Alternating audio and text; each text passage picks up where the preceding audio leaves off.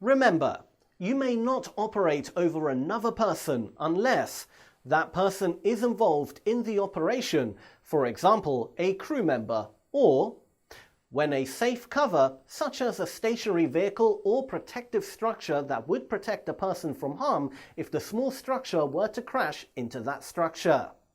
So, just in case, you have to take cover! To comply with limitations on a small unmanned aircraft, operations near persons not participating in the operation, here are the strategies suggested. Make sure you are in a sparsely populated areas.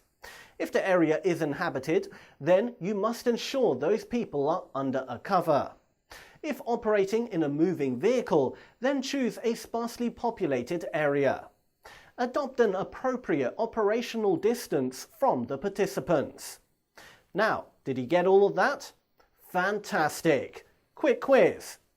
Which action is specifically required of the remote pilot prior to each flight? A. Check the aircraft logbooks to ensure maintenance is correct. B. Make a plan to keep non-participants clear, indoors or under cover. Or C. Identify a non-participant who will be near the small unmanned aircraft in operation to help with see and avoid procedures.